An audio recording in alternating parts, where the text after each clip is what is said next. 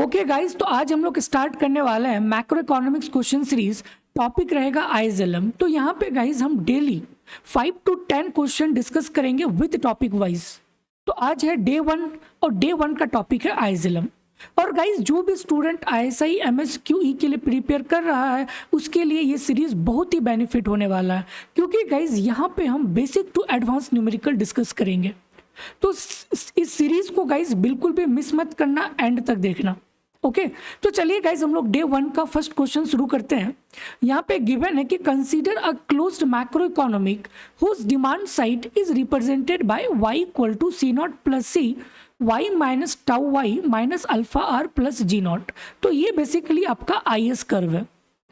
और LM curve given है कि money supply equal to money demand, where C not G not M not K C tau alpha beta ये सारे क्या है, पॉजिटिव कांस्टेंट है।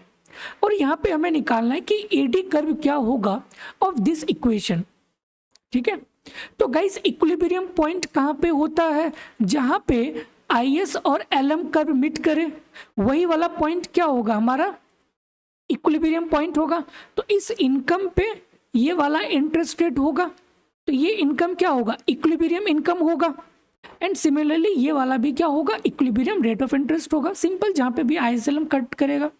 ओके और गाइस IS कर्व आपको पता है, IS कर्व क्या है, y equal to C not plus C into Y minus tau Y minus alpha are plus ji not.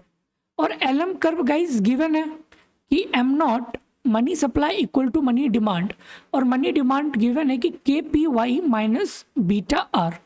तो गाइज यहाँ से हम R का वैल्यू एक्सट्रैक्ट कर सकते हैं। तो गाइज अगर हम यहाँ से R का वैल्यू एक्सट्रैक्ट कर लेंगे तो ये क्या बन जाएगा, KPY minus m not divided by beta. ठीक है, तो अगर हम ये वाला R यहाँ पुट कर देंगे गाइज तो IS इक्वल टू LM हो जाएगा, और वहां से हमें इक्विलिब्रियम वैल्यू ऑफ Y मिल जाएगा। ठीक है, तो गाइज जस्ट पुट करो, तो y इक्वल टू क्या था, c not plus C into Y minus tau Y minus alpha r. और गाइस आर का वैल्यू तो आपको पता है, KPY by beta minus m not by beta. और गाइज ये वाला आ जाएगा प्लस जी नॉट, तो ये आ जाएगा plus ji not. Done. Okay, अब गाइज इसको सॉल्व कर लेंगे तो ये क्या बन जाएगा, y equal to C not plus C Y minus C tau Y minus alpha KPY by beta minus minus plus alpha am not by beta plus ji not. और गाइज जिसमें भी y है ना तो इसको लेफ्ट हैंड साइड लेके चले जाओ, तो गाइज ये क्या बन जाएगा, y माइनस सी वाई, और गाइज ये बन जाएगा प्लस सी टाउ वाई। और गाइज यहाँ पे भी y है तो ये वाला इधर आ जाएगा, तो ये बन जाएगा plus alpha KPY by beta equal to, अब गाइज यहाँ पे बच क्या गया, सी नॉट, और यहाँ पे guys plus alpha am not by beta plus ji not. Done. और गाइस यहाँ से जस्ट y अगर कॉमन निकाल लेंगे तो गाइस ये क्या बन जाएगा, 1 माइनस, और यहाँ पे भी c है यहाँ पे भी c है, तो c कॉमन निकाल लेंगे तो ये बन जाएगा 1 माइनस टाउ प्लस, और गाइस y तो यहाँ पे ऑलरेडी निकाल लिए हैं तो यहाँ पे बचेगा क्या, alpha by beta KP equal to C not plus alpha am not by beta plus ji not. तो गाइज यहाँ से y का वैल्यू आ जाएगा, तो y इक्वल टू लिख सकते हैं c not plus alpha am not by beta plus ji not divided by ये वाला 1 minus MPC into 1 minus tau plus alpha by beta KP। Simple. यही आएगा गाइज वाई का वैल्यू। तो एक ऑप्शन जो कि बिल्कुल मैच कर रहा है option number B, y equal to C not plus alpha by beta M not plus ji not divided by 1 minus C into 1 minus tau plus alpha by beta KP, simple. और guys ये बहुत ही easy सवाल है। Okay, तो जब भी इस type के क्वेश्चन आए इस तरह से गाइस आपको सॉल्व करना है। यहाँ पे आपको एडी कर मतलब y का इक्विलिब्रियम पॉइंट निकालना है। तो गाइस इक्विलिब्रियम का मतलब क्या है कि जहाँ पे भी IS और LM कट करे, मतलब कि ये दोनों इंटरसेक्ट हो रहा है। तो गाइस LM कर्व से R का वैल्यू निकाल लिए और यहाँ पे पुट कर दिए तो दोनों इक्विलिब्रियम हो जाएगा। ठीक है, तो R का वैल्यू जैसे ही यहाँ पे पुट करेंगे गाइस तो यहाँ से जो भी y आएगा ना वो इक्विलिब्रियम होगा। y का मतलब एग्रीगेट डिमांड, एडी कर्व। तो y का वैल्यू जो कि ऑप्शन नंबर बी के साथ बिल्कुल मैच कर रहा है। Done. Okay guys, question number 2 given है कि consider a closed macro economic whose demand side is represented by y equal to C not plus C y minus tau I minus alpha are plus ji not. तो guys same IS curve given है और ये वाला आपको LM curve given है। अब इसमें बोला गया है कि now suppose the government instead of following a given money supply rule, following an interest rate targeting policy such that the quantity money demand is always supplied so as to keep the interest rate fixed at a given level of R naught, then इस case में हमारा aggregate demand curve क्या होगा। और यहाँ पे आपको 4 option given है। ठीक है, तो क्वेश्चन नंबर 1 में गाइस आपका यहीं तक था और क्वेश्चन नंबर 2 में आपको एक एडिशनल इंफॉर्मेशन ऐड कर दिया जाता है कि अगर हम एक पॉलिसी को, एक टारगेटिंग पॉलिसी मतलब इंटरेस्ट रेट टारगेटिंग पॉलिसी को यूज करें और जो मनी डिमांड है वो मनी सप्लाई के इक्वल होनी चाहिए और इंटरेस्ट रेट ऑलवेज फिक्स होगा। तो इसका मतलब है कि गाइस ये मनी मार्केट को इन्फ्लुएंस नहीं कर रहा है। इस लाइन का मतलब ये है कि वो मनी मार्केट को इन्फ्लुएंस नहीं कर रहा है। तो जो भी चेंज होगा वो ओनली IS कर्व के हेल्प से ही होगा, क्योंकि गाइस यहाँ पे इंटरेस्ट रेट फिक्स्ड है। इंटरेस्ट रेट को फिक्स कर दिया कि भाई ये लेट सपोज R बार और यहाँ पे money demand equal to money supply है। तो इसका मतलब ये है कि भाई LM कर्व अब क्या बन जाएगा, हॉरिजॉन्टल। तो जो भी चेंज होगा गाइस अब वो IS कर्व के थ्रू से ही चेंज होगा। डन। ओके, तो गाइज यहाँ पे गिवन है कि y equal to C not plus C Y minus tau I minus alpha are plus ji not. अब गाइज यहाँ पे हम लोगों ने मनी मार्केट से R का वैल्यू निकाला था, बट यहाँ पे तो ऑलरेडी गिवन है कि R नॉट फिक्स्ड है, R not is fixed at R not. ठीक है, तो अब हम यहाँ पे जहां पे भी R है वहां पे रिप्लेस कर देंगे R नॉट से। तो गाइज ये क्या बन जाएगा, y equal to C not plus C Y minus C tau Y minus alpha R not plus ji not. तो गाइज y वाला इधर लेके चले आएंगे तो क्या बन जाएगा, y minus C Y minus और गाइज ये बन जाएगा plus C tau Y equal to C not minus alpha R not plus ji not, यही आएगा। ओके, तो गाइज यहाँ से y कॉमन निकाल लेंगे तो क्या बन जाएगा 1 माइनस, और यहाँ पे भी c है यहाँ पे भी c है तो एक c कॉमन आ जाएगा। तो ये क्या बन जाएगा 1 माइनस टाउ और ये वाला आ जाएगा c not minus alpha R not plus ji not. तो गाइज यहाँ से y का वैल्यू आ जाएगा c not minus alpha R not plus ji not divided by 1 minus C into 1 minus tau, यही आएगा इक्विलिब्रियम वैल्यू ऑफ y। तो guys आप देख सकते हो कि ऑप्शन नंबर ए बिल्कुल मैच कर रहा है। गाइज कंफ्यूजन्स नहीं रखना है, क्योंकि यहाँ पे जो है ना बस आपको यहीं तक इंफॉर्मेशन गिवन है। तो हम लोगों ने R का वैल्यू एक्सट्रैक्ट किया LM कर्व से, क्योंकि गाइज हमें इक्विलिब्रियम आउटपुट निकालना है। तो इक्विलिब्रियम कब होगा, जब ये दोनों कर्व इंटरसेक्ट होगा, मतलब दोनों कर्व को सॉल्व करेंगे तभी हमें y का वैल्यू मिलेगा। बट यहाँ पे आपको गिवन है कि जो रेट ऑफ इंटरेस्ट है ना वो फिक्स है, उसको आर नॉट ही रखो। ठीक है, तो अब हम यहाँ से आर का वैल्यू नहीं निकालेंगे क्योंकि ये ऑलरेडी फिक्स है, दैट इज आर नॉट। तो अब ये आर नॉट गाइज यहाँ पे पुट कर देंगे। क्यों? क्योंकि जो भी चेंज होगा अब वो आईएस कर्व के थ्रू ही चेंज होगा। डन। तो सिंपल इसको सॉल्व कर लेंगे तो y का value C not minus alpha R not plus ji not divided by minus 1 minus C into 1 minus tau, जो कि ऑप्शन नंबर ए के साथ बिल्कुल मैच कर रहा है। Okay guys, question number 3 given है कि consider a closed macro economic whose demand side is presented by y equal to C not plus C Y minus tau Y minus A R plus ji not. तो यहाँ पे guys आपको I S curve given है और L M curve given है, same चीज part 1 वाला। Okay, but अब यहाँ पे एक एडिशनल इंफॉर्मेशन गिवन है कि suppose there is an increasing in the interest sensitivity of the IS curve parameter alpha, मतलब गाइज ये वाला। ठीक है, तो अल्फा क्या है? Interest sensitivity. डन।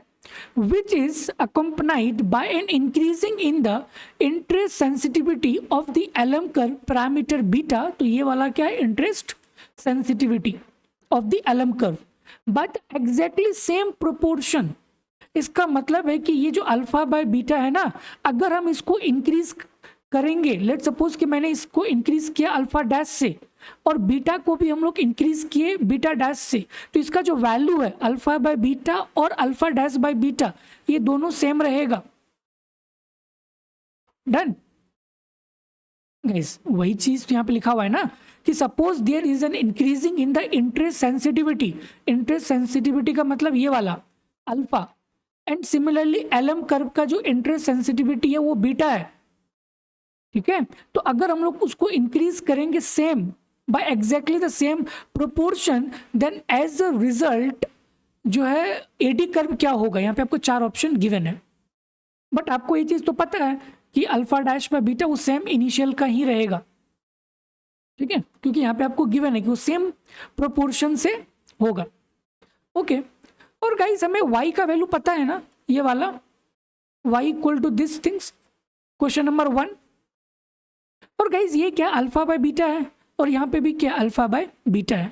तो अगर हम इंक्रीज कर ले alpha dash by beta dash, और हमें पता है कि भाई alpha dash by beta dash किसके इक्वल है? अल्फा बाय बीटा है। तो चाहे हम यहाँ पे अल्फा डैश बीटा डैश लिखे या फिर अल्फा बाय बीटा लिखे, सेम ही रहेगा। सिमिलरली यहाँ पे alpha dash by beta dash लिखे या फिर अल्फा बीटा लिखे, सेम ही रहेगा।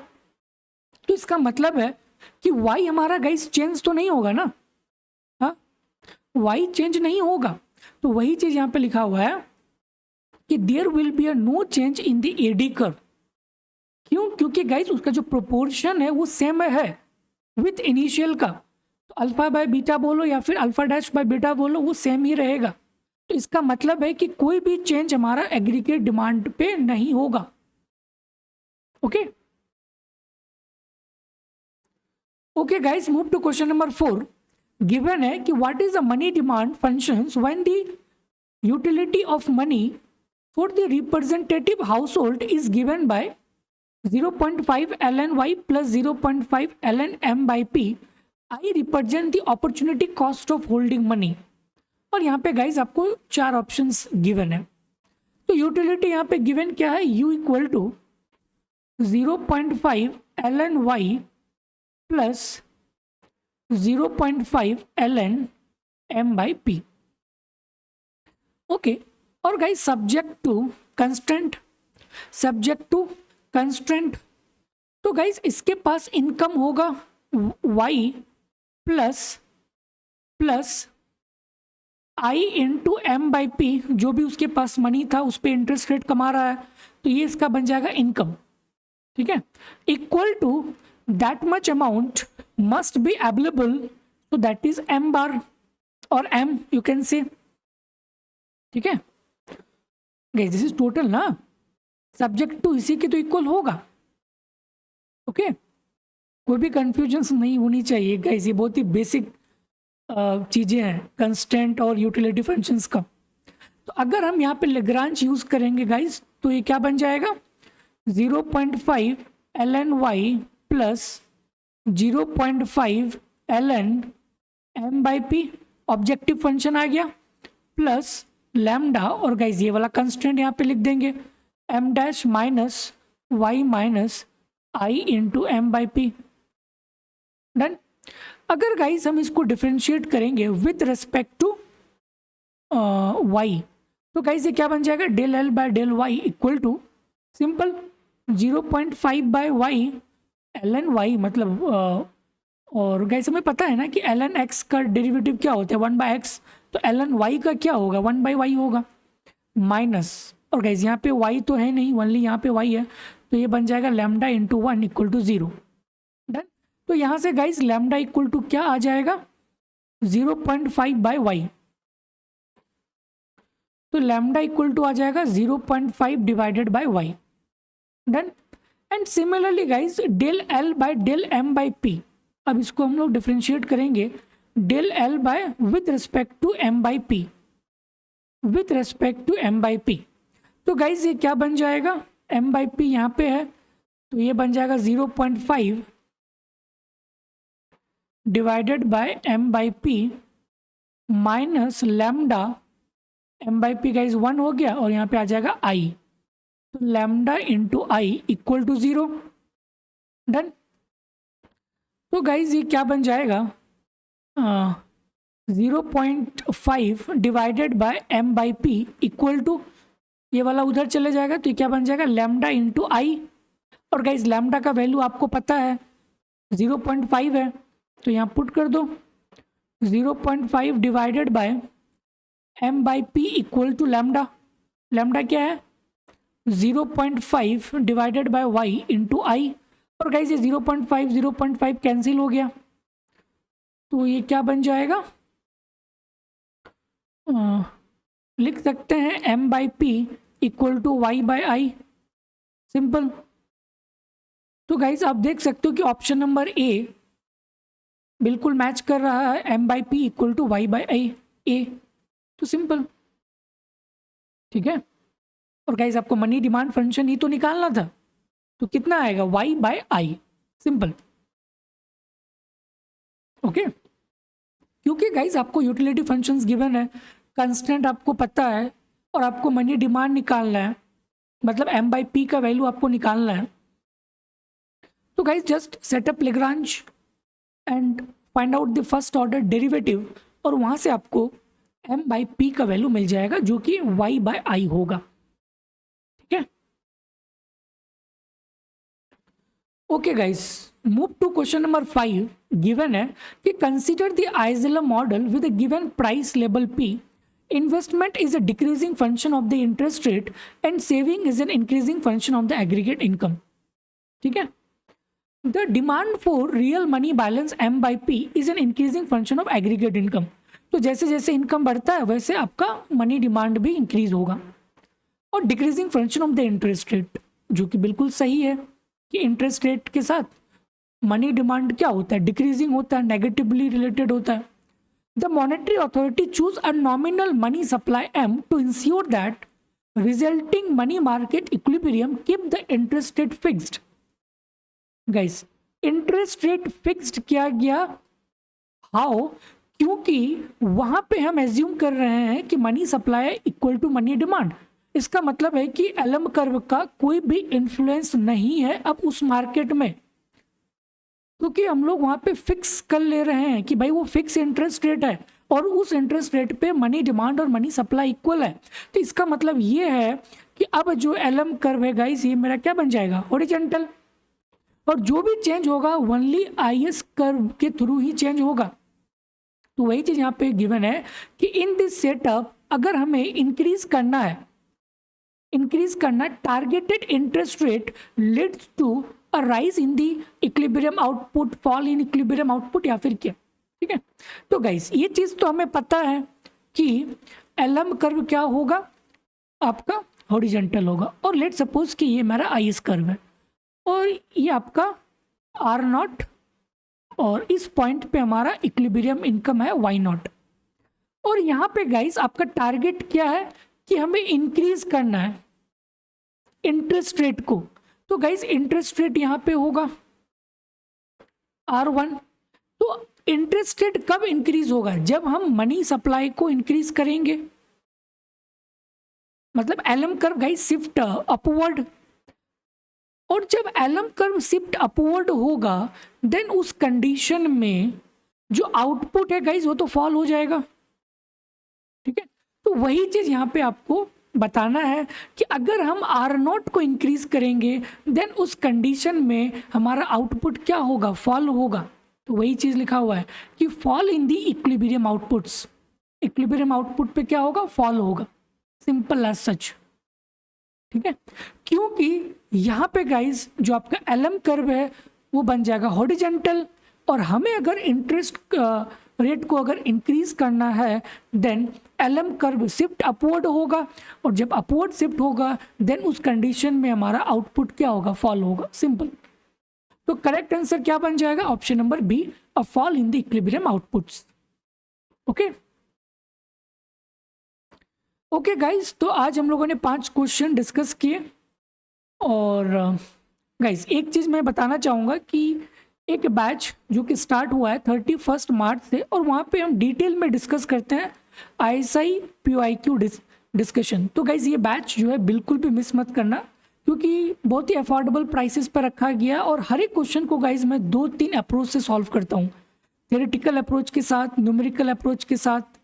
ठीक है, तो बिल्कुल भी मिस मत करना इस बैच को अगर आप ISI 2025 के लिए प्रिपेयर कर रहे हो। तो वहाँ पे हम डिटेल में डिस्कस करते हैं 2004 से लेकर 2024 तक। तो approx guys more than 800 plus question guys आपका जो है कलेक्ट हो जाएगा इस POIQ में। Okay okay guys, thank you, फिर मिलते हैं नेक्स्ट वीडियोस पे। गाइज चैनल को सब्सक्राइब कर देना, ठीक है, भूलना मत। Okay guys, bye.